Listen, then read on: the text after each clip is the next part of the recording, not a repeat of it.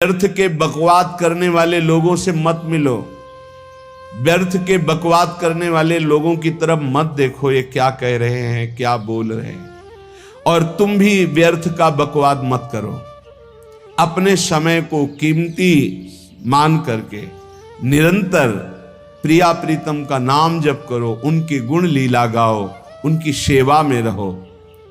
कभी प्रपंच की बातें, कभी प्रतिष्ठा का चिंतन, कभी नाना प्रकार के मान सम्मान का चिंतन, ये घुसने ना पावे हृदय में। बहुत सावधान रहना चाहिए साधक को। ऐसी बातें देखो मत, ऐसी बातें सुनो मत जिससे तुम्हारा हृदय उद्विग्न होकर प्रभु का चिंतन छोड़ दे। बंद करो अभी। अन्य लोगों के संग का त्याग कर दो, जो भगवत विमुख वार्ता करते हैं, संत निंदा करते हैं, दूसरों की निंदा करते हैं। कुछ हाथ नहीं लगता, ये लोग दुर्गति को प्राप्त होने वाले हैं। भक्तन निंदा अति बुरी भूल करे जिन कोय, किए सुकृत बहु जन्म के छिन में दारे खोए। पर निंदा के किए ते नहीं, आवत नहीं कछुआत, मूर्ख पर्वत पाप को ले चल अपने साथ। तो अलम कश्यापि संगत्या, ऐसा संग मत करो जिनके पास बैठने से भक्त निंदा, जन निंदा, भगवत निंदा हो। ऐसे से दूर रहो। अलम बंद कर दो ऐसे लोगों का संग। रात दिन हम श्यामा श्याम का नाम जप करेंगे, श्यामा श्याम के लीला गुण गाएंगे, श्यामा श्याम के ही धाम का शोभा का चिंतन करेंगे। जब तुम अपना जीवन श्यामा श्याम के चरणों में न्यौछावर कर दोगे तो पूरा भार श्यामा श्याम ले लेंगे और तुम्हारे हृदय में मस्ती आ जाएगी। जो ऐसा निश्चयी होता है, दृढ़ निश्चयी, उसके अंदर दृढ़ विश्वास, तो उसके हर समय भगवान की स्फूर्ति होती रहती है। भारी प्रतिकूलता में भी भगवान का सानिध्य अनुभव होता है। वो अनुकूलता में तो भगवान के दुलार को देखता है, लेकिन प्रतिकूलता में भगवान की विशेष कृपा को देखता है। ये संयोग, ये वियोग, संसार की ये द्वंद्वमयी वृत्तियां भक्तों के हृदय में नहीं चुभती। आए की हुज्जत नहीं, गए की तलाश नहीं, क्योंकि नित्य संयोग भगवत स्मृति के प्रभाव से प्रभु का रहता है।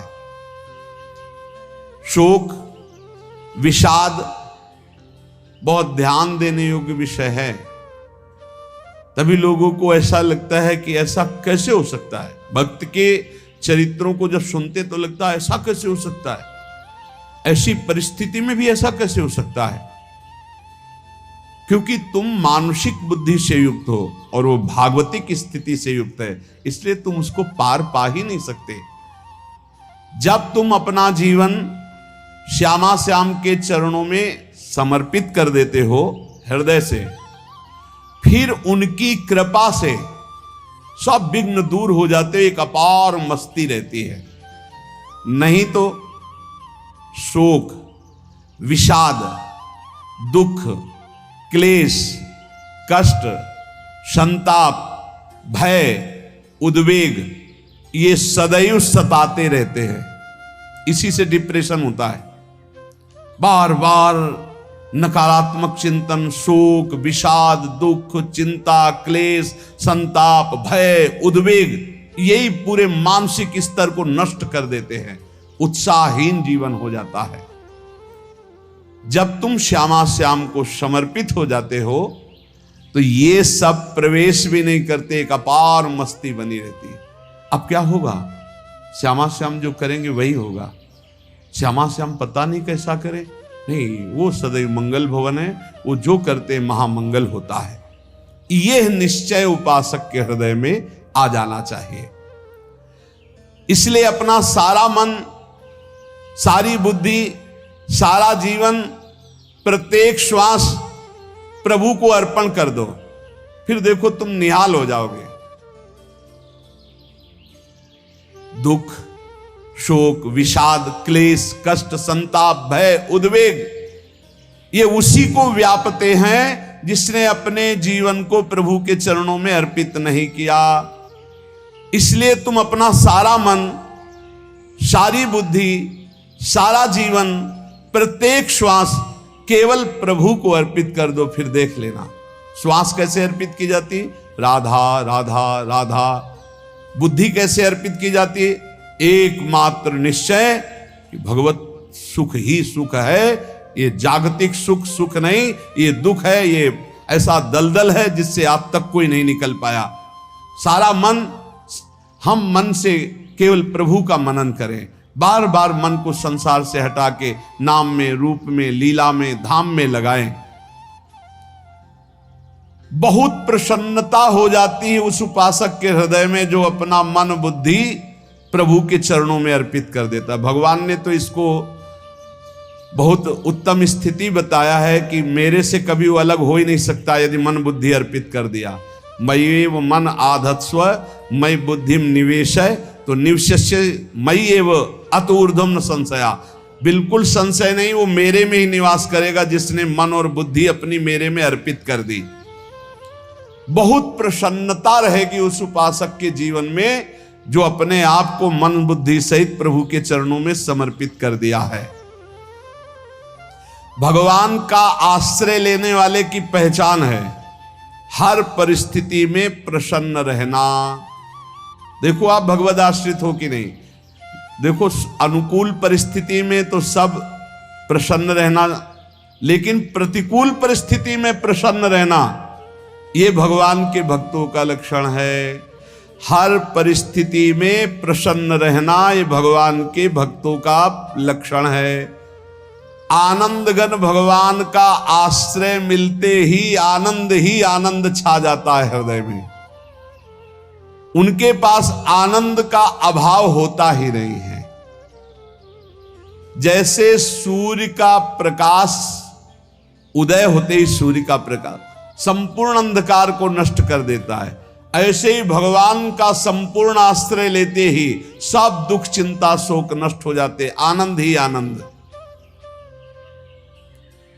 तुम भगवान के मंगलमय रूप को नहीं जानते हो, पर उनके मंगलमय भाव को, विधान को मानना शुरू कर दो।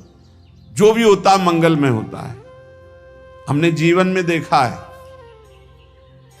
अगर इधर कोई बहुत बड़ा सुख दिया तो देर नहीं लगेगी, 24 घंटे नहीं व्यतीत होंगे और ऐसे दुख दे देंगे, जिससे दोनों का समान भाव रख करके ना दुख में तुम भूलो प्रभु को, ना सुख में फूलो, सीधे भगवत मार्ग में चल। पूरे जीवन की बात देखा है, भगवान के मंगल विधान में सदा सर्वदा सुख ही सुख है, इस बात को मान के प्रसन्न हो जाओ।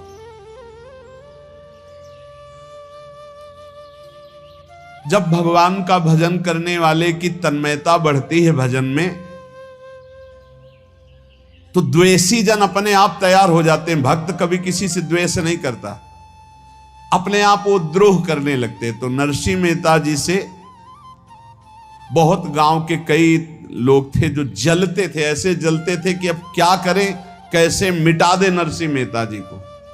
और उपाय तो मिल नहीं रहा था। तो एक दिन संतों की मंडली आई और उन्होंने कहा कि हम रास्ते में कोई चोर आदि धन ना ले ले, इसलिए यहां से किसी की हुंडी चलती है क्या द्वारिका में? पहले ऐसा था। बोले हाँ, हमारे यहां बहुत बड़े सेठ हैं नरसिंह मेहता जी, पर आप कहोगे वो मना कर देंगे। कई बार कहोगे, अगर वो स्वीकार कर ले तो वहां आऊं। और उनका लक्ष्य था कि नरसिंह मेहता जी की तो खाने की भी सुविधा नहीं थी, हुंडी कहाँ की बात आई। उनका था कि जब वो ना कहेंगे तो संतजन नाराज हो जाएंगे, अगर हाँ कह दिया तो वहां हुंडी चुकेगी नहीं, तो संतजन अपने आप इनको शाप दे देंगे, अपराध बन जाएगा, ये नष्ट हो जाएंगे। संतों को भेजा, नरसिंह मेहता जी ने सबकी दंडवत की, चरण पखाड़े। तो उनका ये इतना रुपया है, द्वारिका में साधु सेवा हम करेंगे, वहां तुम्हारी हुंडी चलती है, तो आप अरे आप कहाँ भूल रहे हो, यहाँ खाने की भी व्यवस्था। बोले हमें सब पहले से बता दिया गया कि आप मना करोगे, बार बार मना मत करो, हमें पता है। तो उन्होंने ठाकुर जी की तरफ देखा, बोले क्या लीला है प्रभु, संतों से हम क्या कहें, ये ले रुपए। उस समय स्वर्ण की मोहरें चलती थी, बेच के बाजार से खूब उन संतों को पवाया, उन्हीं संतों की सेवा की। और उनका अपने सेठ का नाम तो बताओ जहां हमें जाके हुंडी मिलेगी। सेठ, सावल शाह सेठ। संत जन गए वहां, पूछा कि नरसिंह मेहता जी का जिन सेठ से परिचय, उनका नाम सावल शाह सेठ, उनकी गद्दी कहाँ है? तो जो कुछ भक्त थे वो द्वारिकाधीश की तरफ संकेत करते कि वही हैं। बोले नहीं नहीं, वो सेठ है, उनकी गद्दी चलती। पूरी बाजार में कहीं कोई। अब संत जन एकांत में होकर के बहुत विचलित हुए, क्या हमारे साथ धोखा हुआ? नरसिंह मेहता जैसा संत क्या धोखेबाज हो सकता है? देखो, संशय तो बहुत विचित्र होता है। बड़े बड़ों को संशय हो जाता है। जब भगवती सती जी को संशय हो गया, राम जी को हे खग हे मृग हे मधुकर श्रेणी ऐसा पूछते हुए कि सच्चिदानंद कैसे हो सकते, तो किसी को हो सकता है, क्योंकि वो बुद्धि की अधिष्ठात्री देवी है। जो ही उनके मन में ऐसा आया कि क्या हमारे साथ धोखा हो रहा है, इतने में ही देखा जय हो सावल शाह सेठ की। वो कहा सावल शाह सेठ, तो देखा बढ़िया मुनीम जी उनके साथ, तो सेठ बस्ता लिए हुए मुनीम जी, सरकार इधर से चलो। तो उनका सावल शाह सेठ आपका नाम है? संतों ने कहा। बोले हाँ। बोले नरसिंह जी? हाँ। बोले आपकी हुंडी आ गई है। हुंडी एक कागज में लिखा कि ये हमारे सेठ जी को दे देना। वैसे लोग मुझे माखन चोर कहते, कोई कुछ कहता, लेकिन आपने सेठ बना दिया। जब आपने सेठ बना ही दिया तो आप कभी परवाह मत करना दो। और ये सेवक आपकी सेवा में सदैव तत्पर है। भगवान ने ऐसा लिखा। जो भगवद आश्रित है, एक बार ये चलता रहता है। जो संत जन होते हैं उनके विरोधी अपने आप बन जाते हैं, किसी से कोई मतलब नहीं, अपने आप विरोधी बन जाते हैं। कबीरदास जी का पूरी काशी में यश था। भजन करने वाले महापुरुषों का यश बढ़ता है जब, तो जो भजनहीन होते हैं उनके हृदय में जलन पैदा हो जाती है और उनको विविध प्रकार से फंसाना चाहते हैं, उनको कष्ट देना चाहते हैं। तो कबीरदास जी के यश को धूमिल करने के लिए कुछ ब्राह्मणों ने एक रचना रची। मुड़ मुड़ा के कबीरदास जी के शिष्य बन करके पूरी काशी के सब आश्रमों में निमंत्रण दे आए। कल भंडारा है, संत सेवा है, सबने स्वीकार किया। कबीरदास जी अपनी दिनचर्या करके निकले तो संत मंडली आने लगी। बोले कै बजे सेवा है? साधु सेवा। बोले कौन सी साधु सेवा? बोले कल आपके शिष्यजन निमंत्रण दे के आए, पूरी काशी के सब संत आ रहे हैं। कबीरदास जी ने कहा यहाँ तो एक की भी व्यवस्था नहीं, पूरी काशी के संत आ रहे। अच्छा, समझ में आ रहा है, लीला बिहारी तुम लीला करना चाहते हो। गए अपना निकल गए गंगा किनारे, एक झाऊ के नीचे बैठकर अपना भजन ध्यान में मगन है। 11-12 बजे तो उन्होंने देखा संतों की मंडली, काशी तो बहुत। कबीरदास जी ने देखा कि आश्रम की, तो बोले पता नहीं क्या होगा, चलो चलते हैं। तो ऐसे गमछा वस्त्र करके ऐसे डालकर मुंह ढक करके वहां बड़ी बड़ी पंगत लगी थी। कबीरदास जी सबको पाओ जी पाओ। कबीरदास जी के रूप में स्वयं भगवान पाओ जी। कबीरदास जी ने कहा अच्छा, जब स्वामी परस रहे तो हम भी बैठ के पा ले। तो जब उसी पंगत में बैठ गए अपना कपड़ा ढक करके, और जब मोहरे की दक्षिणा दे रहे थे सब लोग कि वाह कबीरदास जी ने आज तो साधु से सबको। जब कबीरदास जी के सामने आए तो ऐसे मुंह ढके, बोले देखो जो मेरा होता है उसे मुंह छुपाना नहीं पड़ता, मुंह ढकला नहीं पड़ता। लो दक्षिणा, तुम भी दक्षिणा लो। कबीरदास जी को कबीरदास जी दक्षिणा दे रहे, और वो कबीरदास जी है भगवान, और ये पाले वाले कबीरदास जी है भगवान के जन। कभी भगवान अपने अरे जमाने जोर लगा ले, कितना जोर लगाएगा, भक्त और भगवान का झंडा कभी न झुकने पाएगा। बिल्कुल चिंता, शोक, भय, उद्वेग रहित जीवन भगवद आश्रित। तुम भगवान के मंगल विधान में सदा सर्वदा प्रसन्न रहो। अब ये विचार कर लो कि भगवान जो करेंगे तुम्हारा मंगल करेंगे। अब थोड़ा ऐसा बीच में लगता है कि अमंगल हो रहा है क्या, लेकिन पक्का समझो बहुत बड़ा मंगल उनका विधान होता है। बहुत ही उत्तम मंगल होता है भगवान के शरणागत का। भगवान हमारे विचारों वाले नहीं हैं, हमारे विचार प्राकृतिक है, भगवान के विचार चिदानंदमय हैं। वो अपने विचार से हमारा मंगल करते हो, हम अपने विचार से मंगल चाहते हैं। भगवान के विचार से मंगल ही हमारा होगा, इसलिए कभी हमको चिंता शोक भय नहीं करना चाहिए। भगवान की ओर से कभी तुम्हारे लिए ऐसा विधान नहीं होगा कि तुम दुखी हो जाओ, बस तुम्हारी सोच हो सकती है, उसका परिणाम बहुत मंगल होगा। जगत की ओर से निराश हो जाओ, किसी से आशा मत रखो, फिर आप देखो आपका जीवन कैसा आनंदमय व्यतीत होता है। ये जो जगत की आशा है यही दुख प्रदान करती, सच्ची जगत की आशा ही दुख प्रदान करती है। अगर जगत से कोई संबंध न रखा जाए और भगवत भाव में रहकर तो बहुत अच्छा जीवन चलेगा। अपने कर्तव्य का पालन करो, परिवार को भगवत स्वरूप मानकर पोषण करो, किसी से कोई संबंध मत रखो, कोई आशा मत रखो, यही अध्यात्म सिखाता है। अपने आप भगवत स्वरूप, सबका व्यवहार मंगलमय और आपका जीवन मंगलमय। अपने घर में ऐसे रहो जैसे किसी अतिथि के घर में रह जाता है, चलना है, यहां से जाना है। कौन रहता है अपने घर में अतिथि की भांति? भगवान का भक्त। जाना है यहां से, अपनी प्रिया प्रीतम के पास जाना। ये हमारा घर नहीं है, यहां तो हम समय व्यतीत कर रहे हैं, अपनी आयु व्यतीत कर रहे हैं भगवत आराधना करते हुए। हमें जाना है प्रिया प्रीतम के पास। वास्तविक घर भगवान का धाम है हमारा, वास्तविक घर वाले प्रभु हैं हमारे। जो नित्य सच्चिदानंद भगवान के चरणों में अपने चित्त को समर्पित करता रहता है, उसको यह अनुभव होने लगता है कि बड़ी कृपा है हमारे ऊपर भगवान की, बड़ी कृपा है हमारे ऊपर। सर्वसमर्थ परम सुहृद भगवान ऐसे भक्त के ऊपर हर समय वरद हस्त रखे रहते हैं। ये केवल प्रवचन नहीं, सच्ची बात मानिए। ऐसे भगवान का वरद हस्त हर समय रहता है। जब भगवान की छत्र छाया में भक्त अपने को देखता है तो आसपास घोर विपत्तियों का भी समुदाय हो तो भी वो आनंद में मगन रहता है। हर हालत में आनंदित रहना ये भक्त का स्वभाव है। भगवान ऐसे भक्तों को प्यार करते हैं जैसे कछुआ अपने अंडे को बाहर रख आवे और रात दिन उसका चिंतन करे। जब भक्त भगवान को समर्पित होता है तो भगवान रात दिन उसकी ऐसे चिंतन सुरक्षा करते हैं।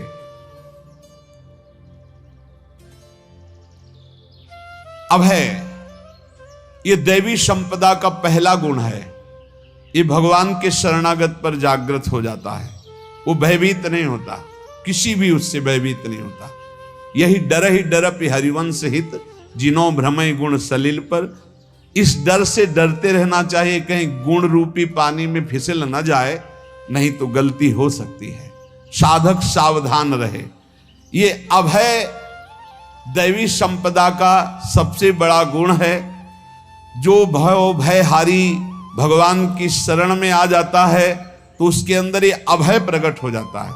अगर कहीं तुम्हें एकांत में भय लग रहा है, एक आदमी तो एकांतिक में आए थे, वो कह रहे थे कि हमें हर समय भय लगा रहता कि कोई हमारे पीछे है, अंधेरा तो लगता कोई खड़ा है, मैं जीना मुश्किल हो गया, ऐसा भय। देखो ये मन कैसा है, भगवान से विमुख होने पर कैसे डरवाता है।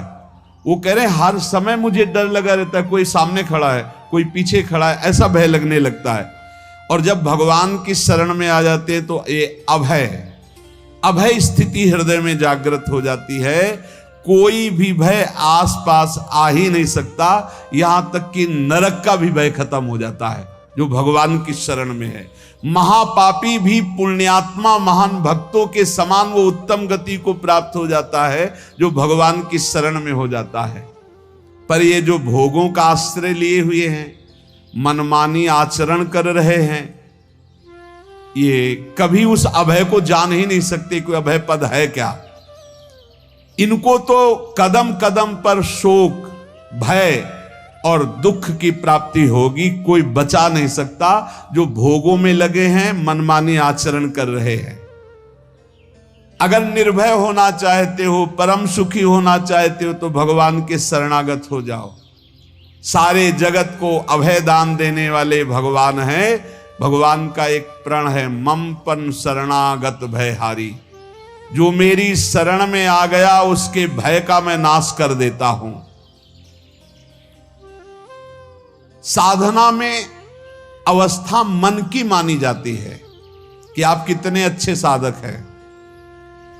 यदि आपका मन भगवदाकार है, हर समय भगवत चिंतन चल रहा है, आपके स्वप्न भागवती का रहे हैं, आपके विचार भागवतिक हैं, तो आपकी अच्छी साधना हो रही। और यदि आपके स्वप्न गंदे आ रहे हैं, क्योंकि स्वप्न में मन का ही सारा खेल होता है, और आपकी चिंतन वृत्ति वासनात्मक चल रही, तो अभी साधना का प्रभाव मन पे नहीं पड़ा है। जिसका मन हर समय भगवत चिंतन करता रहता है, वो जीते जी जीवन मुक्त हो जाता, अनुभव होता है। जैसे किसी ने कहा कि हमें कैसे पता चलेगा कि हमारा काम हो गया है। तो जैसे आप भोजन पा लेते हैं तो किसी दूसरे से गारंटी थोड़ी लेनी होती कि हम छक गए हैं क्या, आप जरा बताना हम छक गए हैं क्या।